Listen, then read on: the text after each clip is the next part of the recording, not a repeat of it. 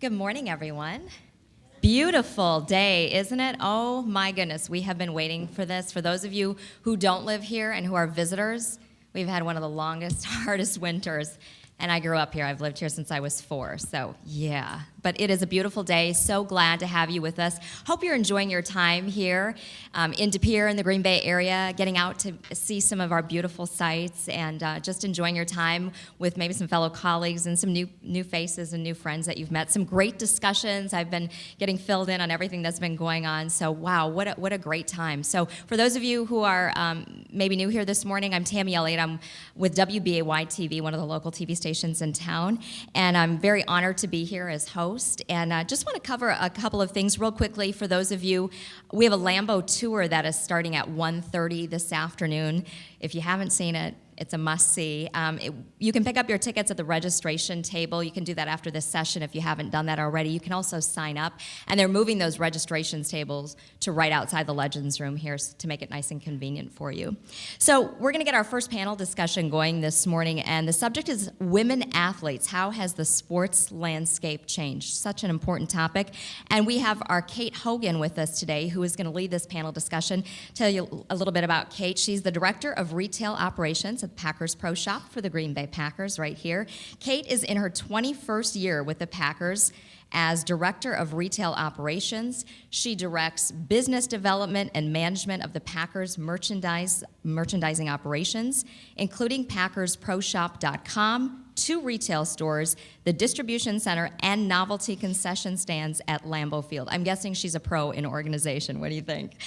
She also oversees the organization's e-marketing strategies. And Kate is an alumna of St. Norbert, actively involved in the college. She serves on the St. Norbert College President's Advisory Committee and the St. Norbert College Stewardship Committee. She's a member of Old St. Joseph Church, home of St. Norbert College Parish, and supports many of the other college's activities. She's also on the board of Cerebral Palsy Incorporated, and she is the past president. So we're very honored to have her with us today.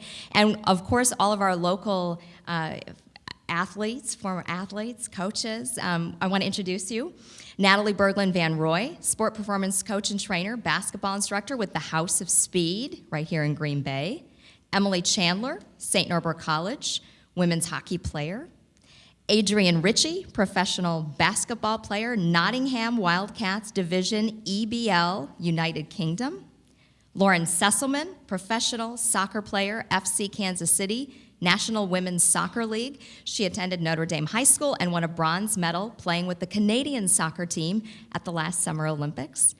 Also welcome Nicole Soulis. She played at the University of Wisconsin-Green Bay, where she was named 2006 Horizon League Player of the Year. Nicole also played professionally in Europe for 5 seasons, and currently she's assistant girls junior varsity basketball coach at Ashwaubenon High School, my alma mater. And Katie Vandenhoven, soccer player, All-American honoree by D3Soccer.com, St. Norbert College. Also welcome Julie Weida, currently playing professionally in Europe for Belfius Namur, Belgium, after playing briefly in the WNBA for Minnesota Lynx and San Antonio Stars. We're certainly honored to have all of you ladies with us today to talk more about this. And let's welcome Kate and get our discussion underway.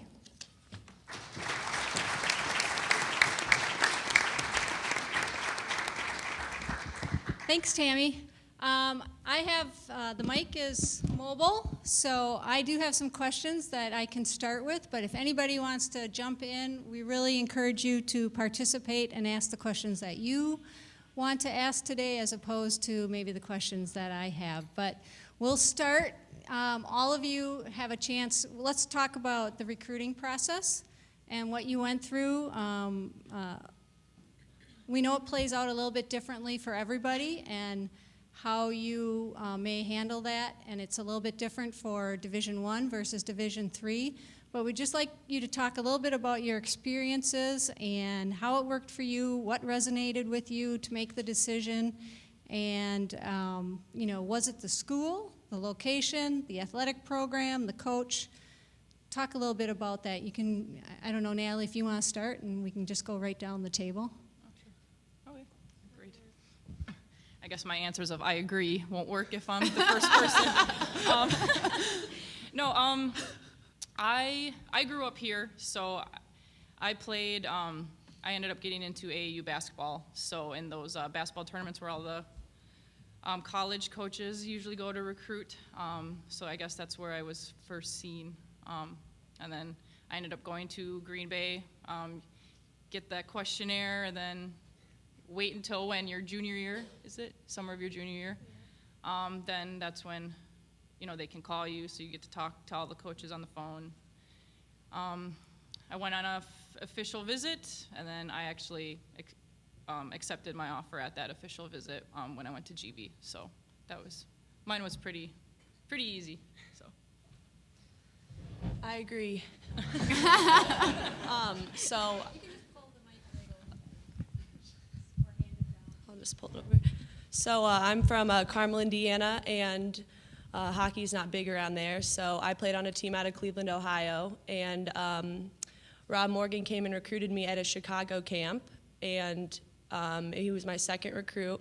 And so I first thought the school was called St. Sherbert when I was first recruited. I had never heard of the school, so I was like a little wishy-washy, and he was talking about it, and I was like, ooh, don't know if my grades are up to par. Bit concerned, but yeah, so then I came and visited, and I loved everything about it. It was close to home. It was just the perfect spot for me. A little smaller than my high school, so I was a bit worried about that, but all in all, I loved it and do still love it. All right. I grew up in the area. I also went to Green Bay, and I kind of fell in love with it at a very young age. The tradition, they're used to winning. I love to win. So I guess mine was kind of easy like Natalie's. I knew that Green Bay was where I wanted to be, and I just had to wait until I was old enough to go there. So I was offered, I think before I was a sophomore or after my sophomore year. So I knew I got to commit to Green Bay at an early age, and then I just had to wait 3 long years of high school, which I loved also at De Pere, but eventually I got to go to Green Bay, and it's a great place to be, great people, and I couldn't help but want to be a part of it. So it was a pretty easy decision for me. Hello. I, as well, grew up in the area, and my story is kind of a little bit different. I actually went down to Milwaukee and played for FC Milwaukee Nationals, and that's where I got noticed. It was a traveling team, and everyone on my team actually went to D1 school, so that was pretty cool. And we traveled all over the place. There was college coaches from all over the place there. And I actually met my coach. I went to Purdue University. I actually met him at ODP camp, which is the Olympic Development Program in the state of Wisconsin. And I just met him at a camp, and he was actually one of my coaches for one of the training sessions, and I just kind of thought he was the coolest guy ever. He made us laugh. He was funny. I liked the way he coached me. I like how positive he was. So I looked into Purdue after that. It wasn't really on my short list to begin with. I wanted to actually stay within the state because I'm really close to my family. And I wanted to go to Wisconsin actually really bad. And they told me that they didn't recruit within Wisconsin. So I was like, okay, fine, that's great. So I committed to Purdue. And when I went down there, it was just the best experience. I loved the school, the atmosphere, the fans. It's just a great business school, and that's what I went to school for. And we grew the program. I mean, the program at Purdue was growing before I got there, but when our class got there, we went to the Sweet 16.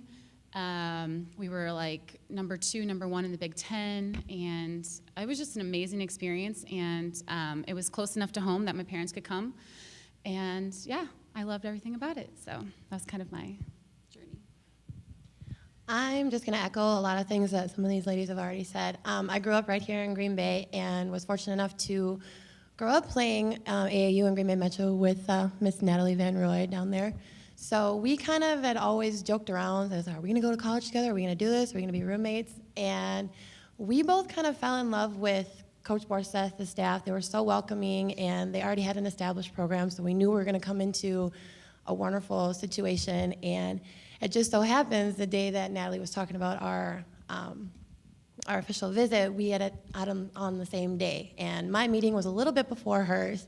And so I had already verbaled, and I get a call about an hour or two later from Natalie saying, Soulis, I just couldn't do it. I couldn't agree. I could not verbal.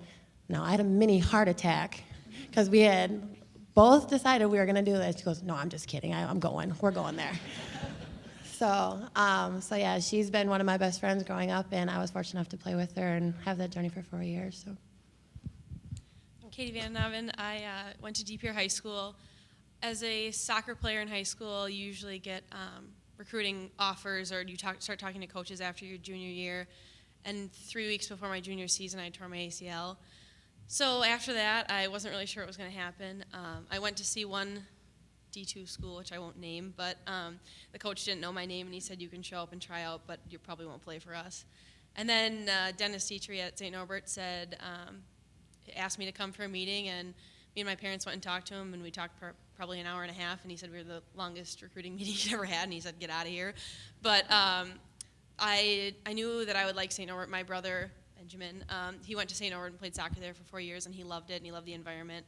And he knew that I would like Dennis as a coach, so I decided St. Norbert sounds good.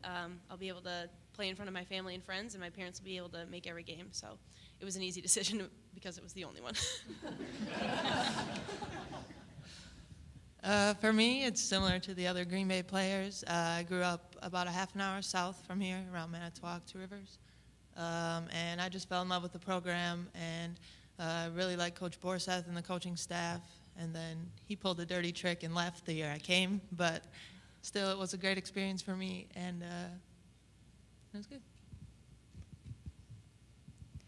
All right, so there's an ongoing conversation about athletes focusing on one sport too soon, and that it leads to burnout and injuries.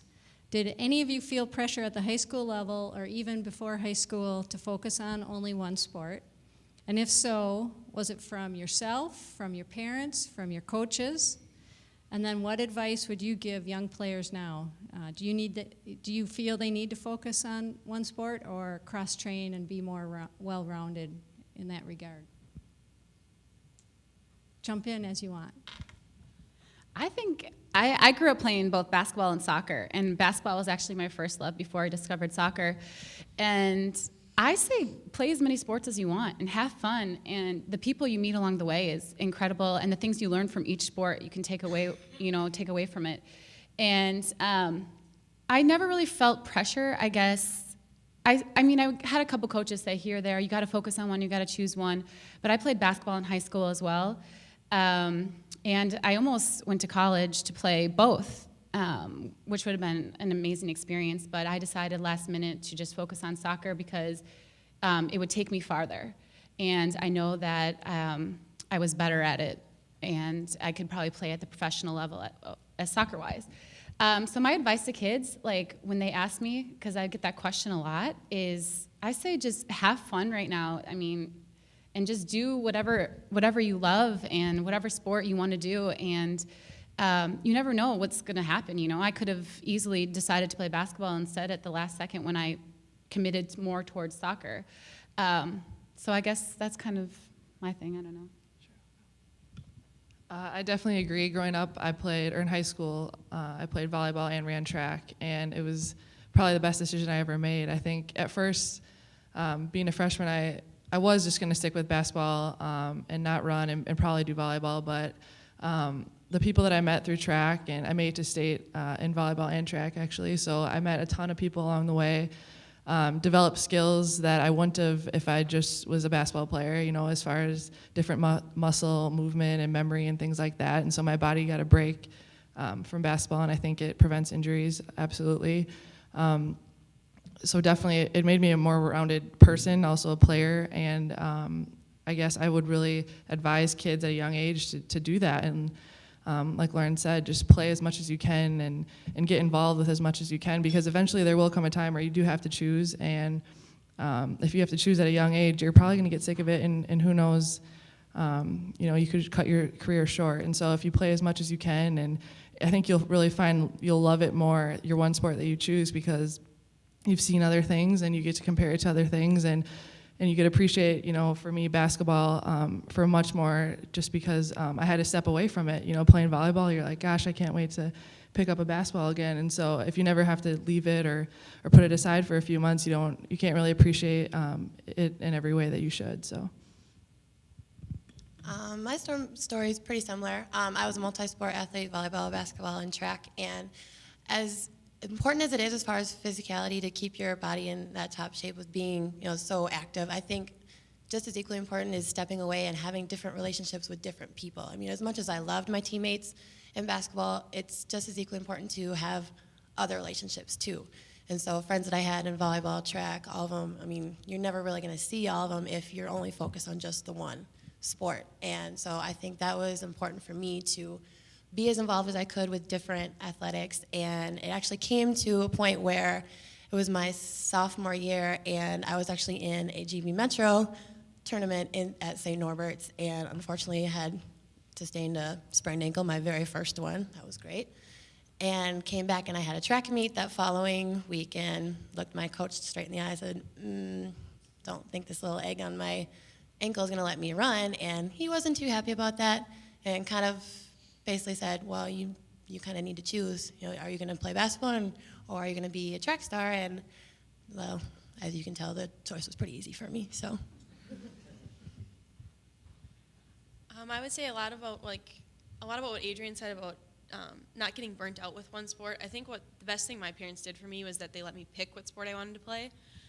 When I was little, I played boys baseball, and I had a coach who told me, because I would occasionally miss a soccer game, occasionally miss a baseball game, he said, you have to pick, by the time you're 12 years old, you have to pick what sport you're going to play. And I was like, well, I'm 10, so I'm going to keep playing baseball and soccer. But I think that was really important that I didn't get burnt out from soccer because I got to play other sports. I would also say me and Emily, actually, we share a teammate, a girl who just graduated from St. Norbert, plays soccer and played hockey all 4 years of college.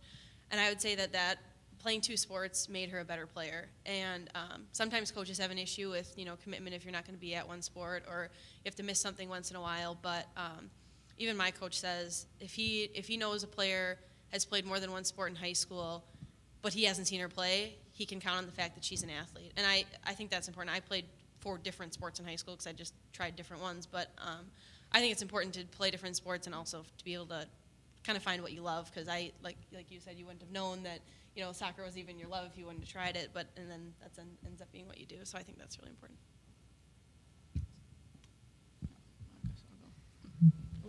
All right. Well, I did definitely, I don't want to say I agree because I just made that joke, but I mean, just to kind of echo what they said, I am all for like a multi-sport athlete. I see a lot, I train at the House of Speed here in Green Bay, and it's a sports performance training facility, and I do see kids at a young age kind of just focusing on one sport. And I mean, it does kind of bother me sometimes because, I mean, that was the time of my life when I was little. I played soccer, softball, I played football with my brothers, I think it made me, tougher. It made me, soccer made me more agile for basketball, I didn't have the overuse injuries that you sometimes see by doing the same thing over and over year after year. Yeah, I mean, playing a soccer game, hopping into the car, and then playing a basketball game right after with grass still on my shins, like that was the time of my life. Just being a kid, I think that kind of takes away with having fun just as a child, just playing with your friends, playing all sorts of sports, overcoming things. I mean, I think it's huge in childhood just to play as many sports as you can and just have fun. I think going off what they all have said, I ran track for 6 years, and I think I always knew I was most serious about hockey, but having played all my sports when I was younger and running track for 6 years definitely helped me on the ice with speed and all of that. And about our good friend Zoe Kurth that Katie was talking about, I definitely think that's the cool thing about playing Division III sports is you can play 2 sports and you can be a star in both sports. So I definitely think that playing all kinds of sports growing up is an awesome thing, and all kids should do it. So I know you're all accomplished students. I just know that through the grapevine. Did you feel pressure to maintain a certain grade point average? And what was the balance for you? So also, at the D3 level, some of the kids have academic scholarships. Obviously, they don't have athletic scholarships.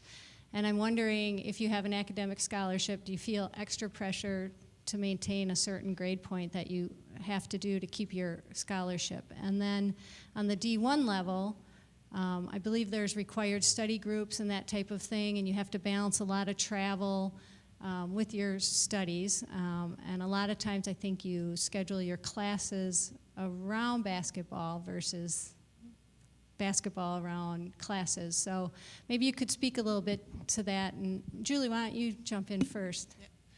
For us, I think at Green Bay they had a great program set up.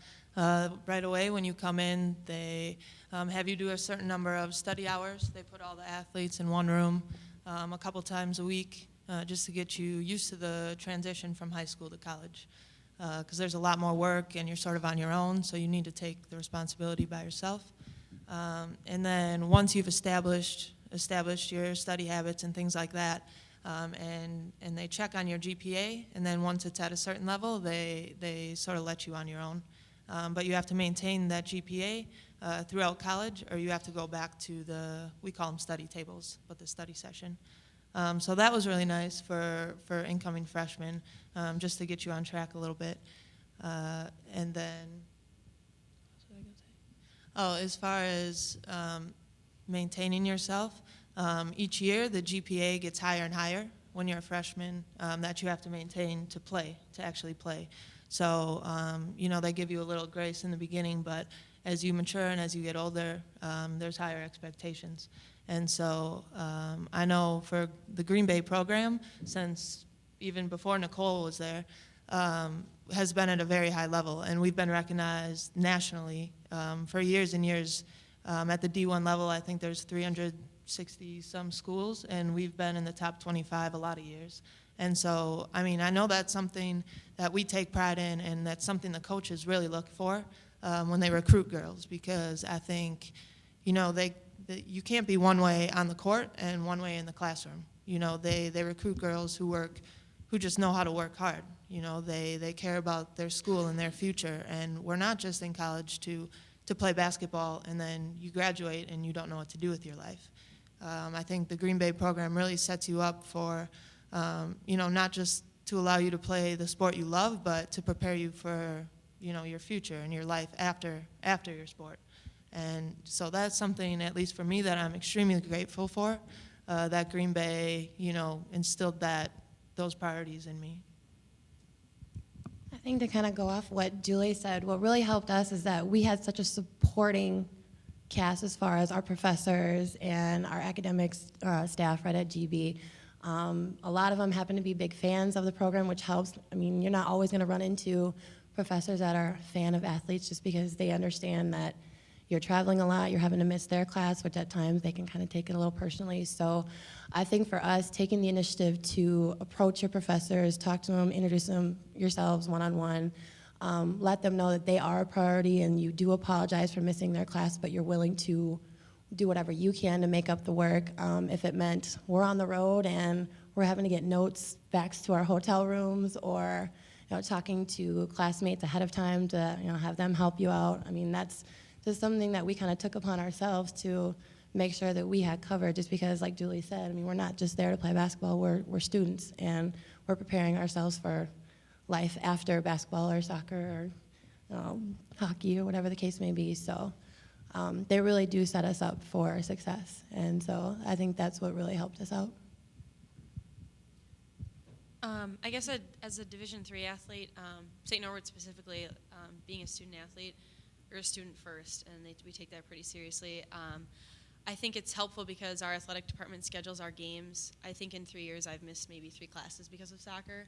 And when it comes to, the way our coach handles it, if girls have a lab, or if we have, if you've got a study session that your professor just set up and you've got an exam tomorrow, there's no problem with missing practice. It's not going to penalize you in any way. And I think that took a lot of pressure off of me.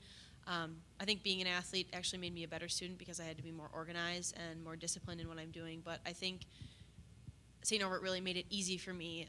There's no pressure on soccer comes first. And so missing practice, I've got a lot of homework. It was never a problem. And I think that fit me pretty well just as a person to be a Division III athlete, that we're leaned pretty hard on the student part and the athlete comes second. So. For me, I think one of the greatest things that Purdue had for us is they had a time management class, actually, that all the athletes are required to take. And I think it was great because you learn a lot about time management skills, just what it takes to be an athlete, and you also get to meet a lot of people in the process. And I think that really helped me balance my school and my soccer. And what's also great about being a student athlete is that you have so many resources at the tips of your fingers. Like, we would have study table hours. We were required to do about 6 to 8 hours a week, and if you were failing a class or if a teacher sent a progress report to the coach and you weren't doing well, you were required to do extra. It was your punishment. And so in there, you're monitored, making sure you're doing work. You're not allowed to have cell phones, computers, anything like that. And they go around to make sure that you're actually doing your work. There's tutors, at your fingertips. There's a computer lab. Everything is all in one area for the athletes, and I think that really helped me maintain my GPA. And I think also what Nicole was saying, the support staff, like our coaches, when we're on the road, they're always making sure we always put aside about 2 hours every night of study tables around our meetings, training, everything. So they made sure we were always studying. If we needed help, there was somebody on the road with us that would administer tests if we missed them and stuff like that. So I think the setup for us was really good, and we had everybody on our team pretty much maintain a high GPA level. So they were really preparing us for our future, so I think that was great. Okay. Lauren, I want to talk a little bit about playing on the biggest stage in front of huge crowds. And I know that Julie and Adrian and Nicole and Natalie all played at GB in front of pretty big crowds. I'm curious about how you feed off of that, and then what is it like to be in a stadium that is, I'm not sure how big the crowds were, but I'm sure they were significant. And what impact did that have on you, and how does that help you? Or are you nervous, or does it fuel your fire? I have to say the Olympics was about the greatest thing that's ever happened to me. It was seriously one of the most surreal things ever, and I was lucky to have my family there. Every stadium was sold out. There was about at least 45 to 60,000. Wembley Stadium had 90,000 people. This is for women's sports. That's just incredible. And I do have to say that one of the greatest things was that, I don't know how many of you watched Canada versus US semifinal game? Anybody in here? Yeah. It was actually one of the most watched sporting events ever, which is so huge for women's sports, and I think it's incredible feeling as an athlete to see how far our sport has come. And I know I just had such a great time, and it really does fuel your fire, and it makes you want to do more and to get back. And so the World Cup is actually coming up next summer. It's going to be in Canada, which is going to be amazing, so all of you can come across the border. And so it just kind of gets you just ready for that next main event. So, and I think just to see when we were getting our medal, having the 90,000 people there, seeing the flag rise, everyone just looking at you, cheering for you, is like, feel such a sense of accomplishment. So it really makes me train harder as an athlete and kind of go forth in my career and end it on a bang. So, All right, Emily, you are a hockey player, which is traditionally very male-dominated. Correct. And you're in a program that's relatively new at St. Norbert. So do you want to just talk to us a little bit about what that experience is like in terms of playing in that type of sport, and then also being at the forefront of starting the program? Yeah, definitely. So I grew up in Carmel, Indiana, and women's hockey, well, hockey in general isn't, not very many people play it. We had a high school team. For all of the high schools had a men's team, and I had to play on that because we had no women's hockey at all. So I played boys hockey for 10 years. So I played with a great group of guys, and they all were very accepting. I think playing against the other guys on the other teams, they were a bit weirded out, the fact that I was the only girl in the league. And then when I was a junior in high school, I started to play for a team out of Cleveland, a AAA women's travel team. And so then hockey was a little bit bigger there, and I was traveling and playing against other women's teams. And I think that women's hockey still isn't huge in the women's area, but I think that it's getting bigger, and I think throughout the next few years it's going to continue to grow. As you know, like St. Norbert men's team is very big team, got a lot of fans, so yeah, we want to be like that one day, and I hope it's soon.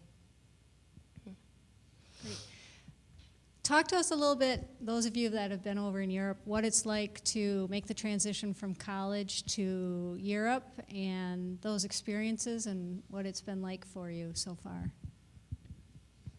Okay.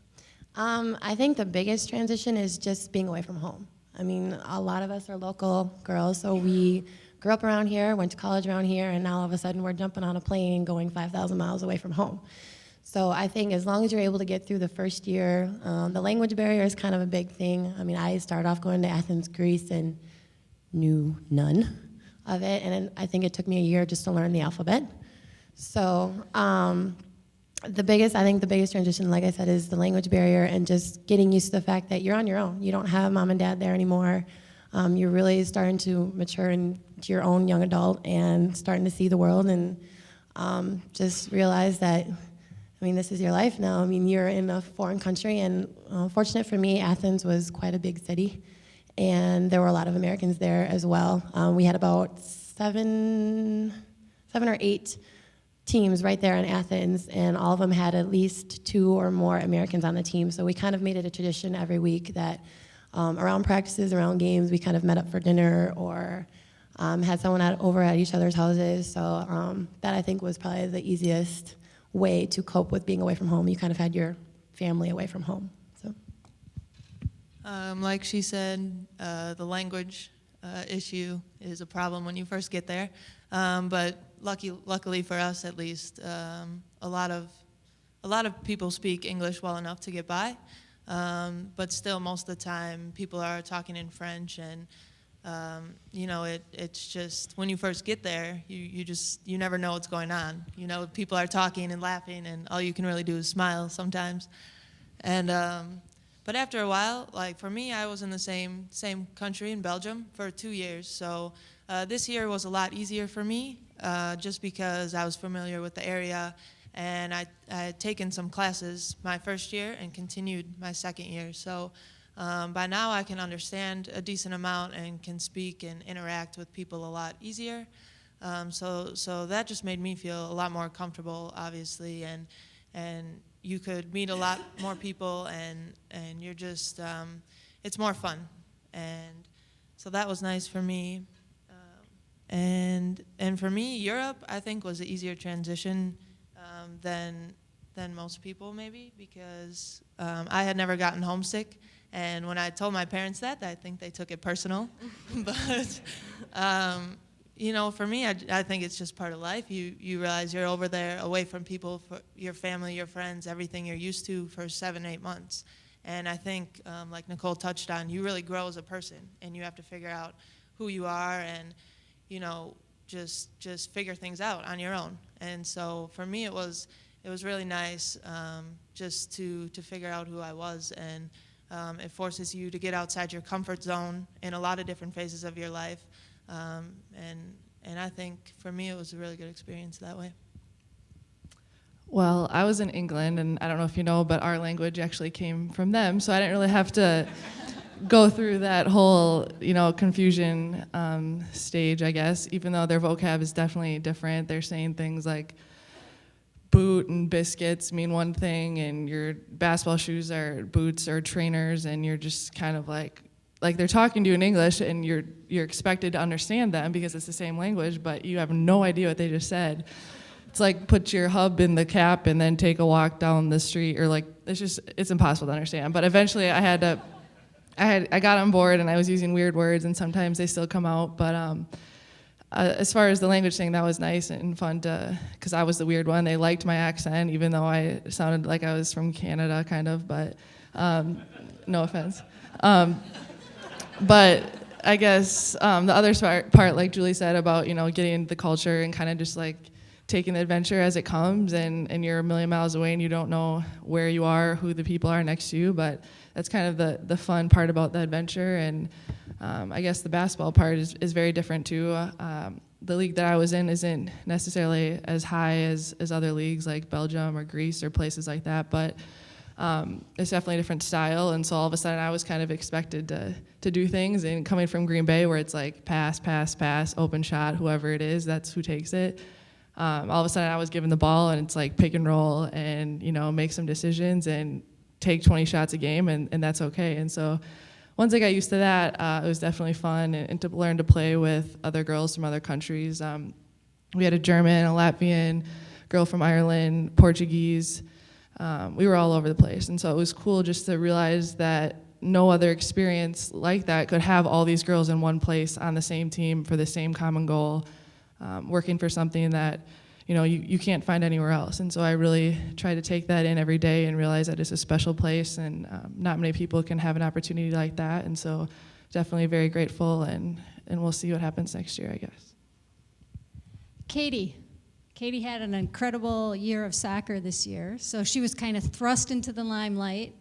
She's an academic All-American. She had some scoring championships. The team went to the NCAAs for the first time, and she was featured in Sports Illustrated and on ESPN. So what was it like for you to have that kind of put upon you all at one time, and how did it work with your teammates and your friends and your family? They're all down there waiting for your answer, but just talk a little bit about that. I know these guys, some of them have experienced some of that, but for you, kind of just stepping into it.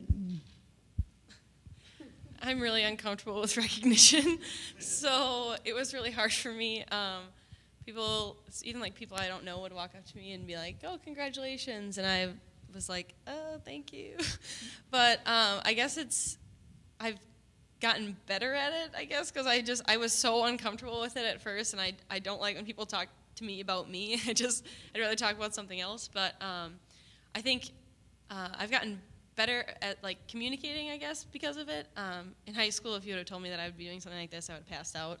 So I'm still nervous, but I think it helps that my teammates were really supportive, and none of them ever were like, "Oh, you're getting attention." They were always like, "Oh my gosh, I'm so excited for you." So it made it a lot easier that my teammates are really supportive, and my family's really supportive. So I think that helped, but it's weird, and I don't know that there's a good way, a set way to know how to handle it, but just smiling a lot, and I guess it's made me a better person, even though it was uncomfortable at most times.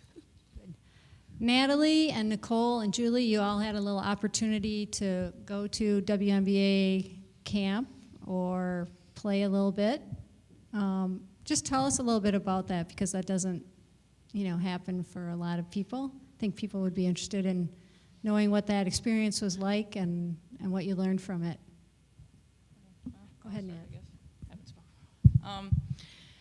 My story was kind of, different. I don't know. Well, my senior year at Green Bay, I injured my shoulder, so I ended up pretty much in my head, I was like, okay, I'm done, because I had to have surgery, and I waited a year. I had a job. I was the health and wellness coordinator at the YWCA, so I was in my office doing an interview, for one of my fitness instructors, and I was done. I went into my office, and I just had a random voicemail, and I was like, oh, it's probably a telemarketer, because it was a really weird number. And it was the head coach for the Connecticut Sun just calling me a year later. I was out of the game for a year, and just left a voicemail. I listened to it 3 or 4 times just to make sure, they said Natalie Berglin, you know what I mean, just to make sure they called the right person. You thought it was Nicole? Yeah, maybe, leaving a fake it was Nicole voicemail? playing a trick on me, getting me back for all those years.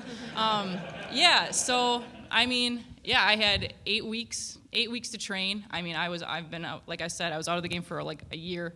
So I had 8 weeks to get back in shape and just, do my best. I got there, it was just really surreal for me, because I was just happy to be there, just playing with and against, Lindsay Whalen I was competing for a spot that Lindsay Whalen was, had pretty much in the bag, they called me Green Bay there. That was my name, was Green Bay, so I'd hit a shot. They'd be like, okay, Green Bay, you know what I mean? Like, so that was kind of like, but the first couple days I was kind of just more like awestruck, but then, at the fourth practice, we did this one-on-one drill, and that's where I realized, like I scored. I was up, and I scored, and I was like, I just scored. You know what I mean? And then I make it take it, so I got it again, and then another girl came, and she tried to guard me, and I scored on her, and I was like, I can maybe play a little bit, you know what I mean? So, after just getting through that awestruck kind of time, it was a lot of fun for me. I got to play in 2 games, and I ended up hurting my shoulder again, but that's, I got hurt in camp again, so that kind of was disappointing, but I had a blast. The Connecticut Sun is definitely a great organization to play with. They treated me very well. So, What did the coach tell you when you left? What was that? Didn't the coach compliment you and tell me that story? Yeah, well, when I walked my mile to get cut. Yeah, he was very nice. He sat me down and pretty much said, you have to get healthy, but I definitely think that he said that I was good enough to be a backup, a backup in the league. So I was good enough to play in the league, but I would just have to take care of myself and get healthy first. So, that was his parting words to me, which were, I took as a very big compliment, just to be able to play in the league was, definitely a good thing for me, so. I actually never did get a chance to play in a camp or I guess a training facility or whatnot for a WNBA, but I actually did get contacted.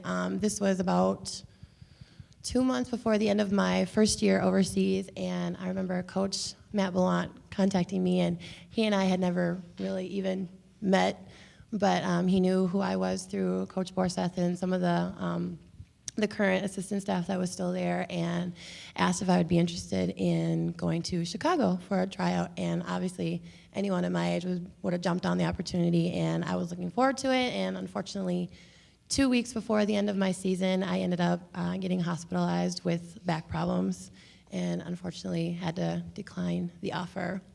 But the one experience I can take away was in 2010, I played for the Greek national team. I actually am half Greek, so it kind of worked out that I ended up in Athens. But our first game in the World Championships was against none other than Team USA.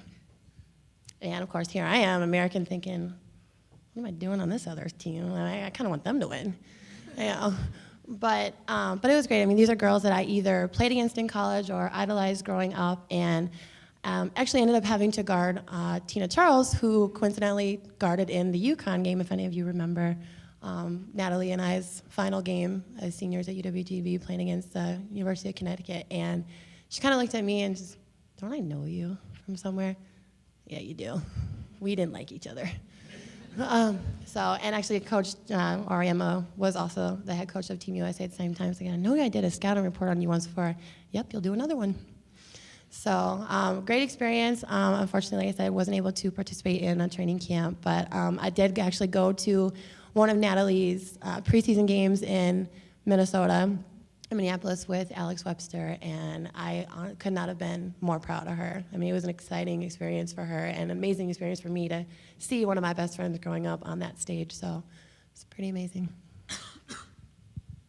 For me, after my senior year at Green Bay, I actually got invited to the WNBA draft show.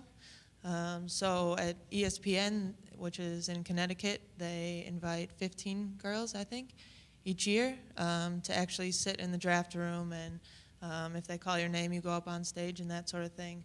But that was a really neat experience for me because it's just a whole weekend that you're with some of the top players in the basketball game, and it's just they take you through and they teach you, what it would be like if you're in the WNBA. You go through, the financial side and just how the transition would go and how your life changes a little bit.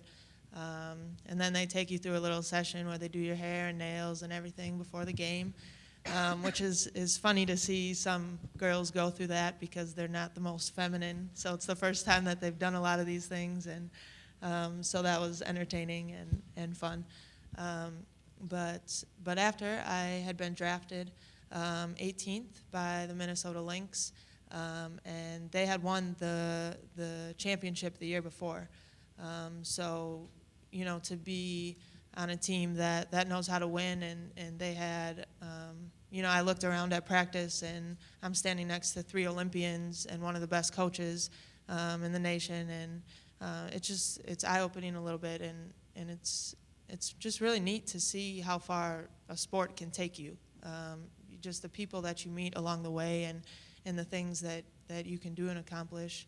And I was from a town of just 600 people, so you know, I never imagined this growing up, and you know, it's really surreal sometimes to think about. And then, you know, once you're in training camp, you have 3 weeks to show the coach or other players if they think you can make the team. And so they hand you a playbook that's about 1 inch thick of all the things you need to know, and it's not easy because you're already going from college to pro. So you're sometimes playing against people that are, you know, have been doing this for 8 years or 10 years, 12 years, and so they know what's going on, and you're just sort of lost the first week, and then every day they start cutting more and more people, so it's more and more pressure. And at the end, I was eventually the last one to get cut. The last 2 summers, actually, I was the 12th, and there's only 11 on a team. So for me, it's frustrating to a point, but it just sort of motivates me to keep working harder and hopefully have that chance again. Does anyone have any questions they want to ask?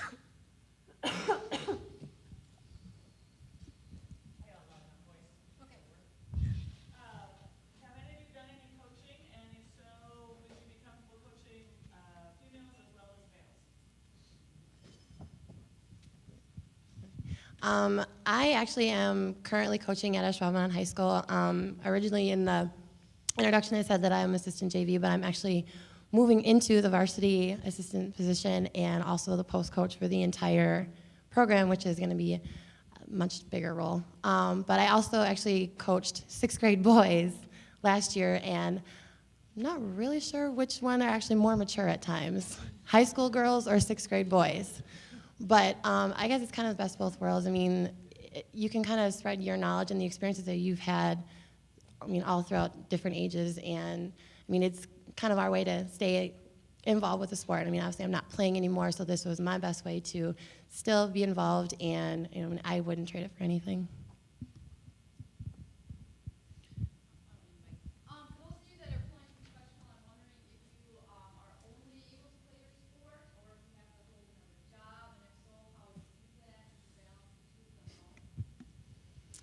Oh goodness. I guess women's soccer has come a long way, but there's different pay categories, and I started from the bottom, pretty much. Like when I went into my first year in 2009, I was making, I'm not afraid to share it with you guys, maybe $700, $800 a month it came out to after taxes, which is absolutely nothing. And other people on the team were making way more, and so it was really hard for me.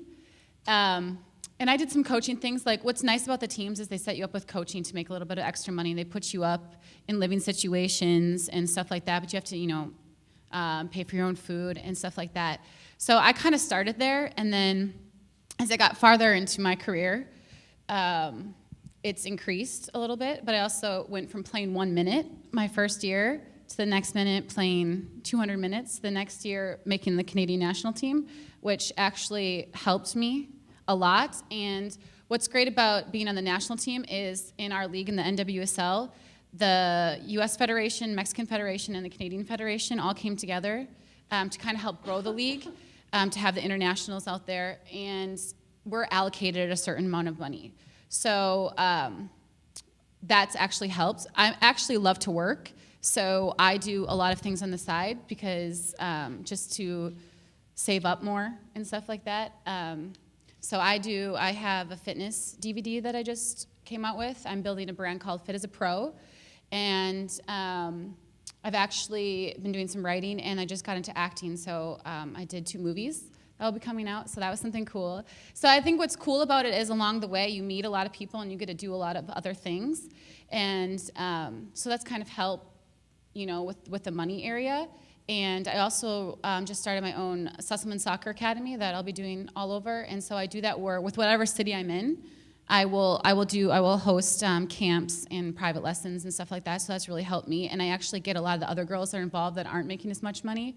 So we kind of just help each other out. But it's definitely come a long way from when it has been, and it will grow every year money-wise for us. So. For me, the team that takes us on actually pays for our apartment and our car and our insurance and all that sort of thing.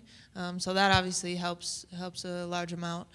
And then a big thing for the European players is that up until I think $80,000 is completely tax-free. So for us, that's obviously a huge benefit, and helps us out financially because that's a large amount of your salary that you're able to keep in your pocket. So I know that's a huge plus to playing in the European League. But none of the girls on my team the past 2 years have had jobs outside. But I know in some lower divisions that they work as well as play. But for us, we practice sometimes twice a day.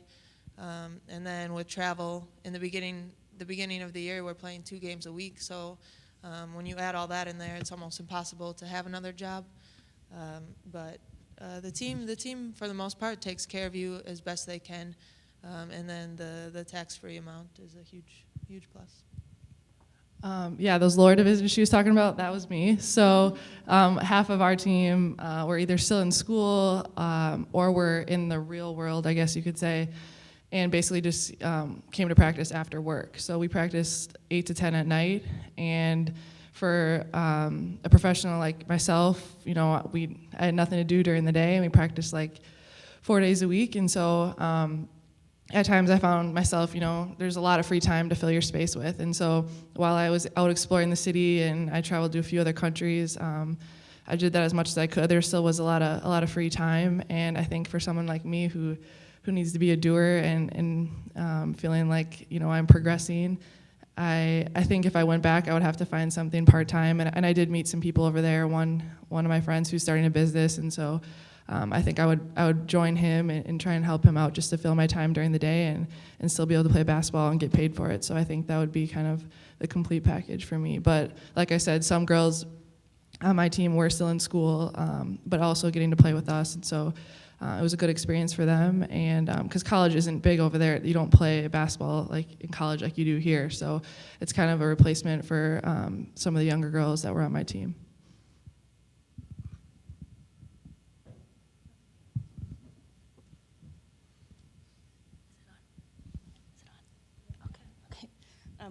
Hi, guys. Thank you so much for sharing your stories. And a lot of the academic literature and gender and women in sport talk about the ways in which female athletes sort of negotiate their gender in certain spaces, whether it's on and off the field and so on and so forth. And I was wondering, from your real-life experience, if you felt pressure to perform femininity or masculinity in certain spaces, or I think one of you said that in the WNBA, they showed you where to get your hair and nails done, you know, and there's implications of that, I think. But so I was wondering if you guys had anything to share about that.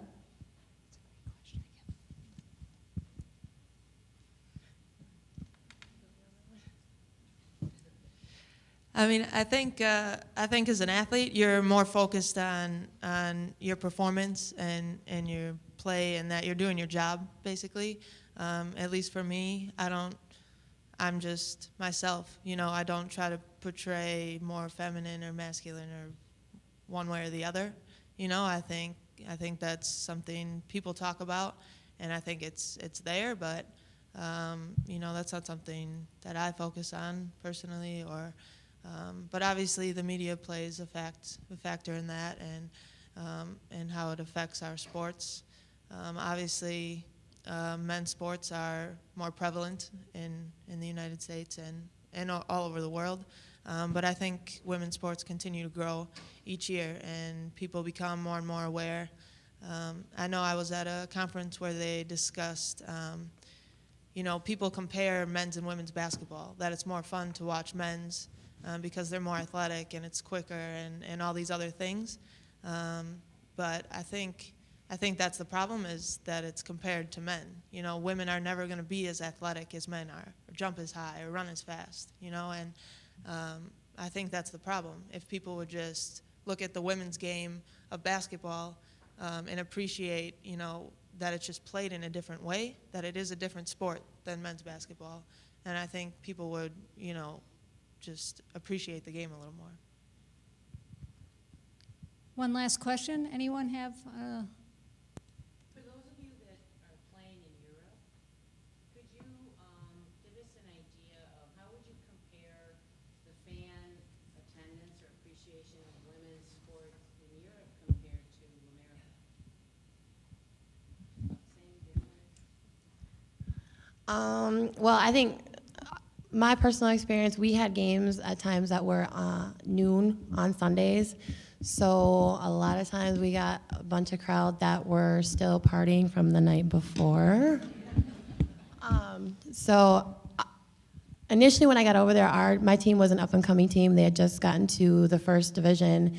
So not a whole bunch of people knew about them, but by the time I left, this was a team that made their way to Division I, won a Greek League, Greek Cup, and actually a European Cup championship, which for women is a big deal because for so long, the Greek women have been overshadowed by how well the men had done and had performed. So the appreciation for our team really just skyrocketed, and I think at times it was very comparable to some of the crowds that we're used to, having the home base here. So it's different. They're a lot rowdier, I think. You're hearing a lot more horns and bells and whistles and a lot of things that you don't really find at games here, but they just seem to be accepted there, and sometimes you're getting water bottles thrown at you, and it all just kind of depends on the game that you're playing, the team that you're playing, the rivalry. So it's comparable, but there are some major differences though too. Great. Thank you, guys. Tammy's going to come back up and close this session, but I want to thank you all for coming today and being a part of this as well.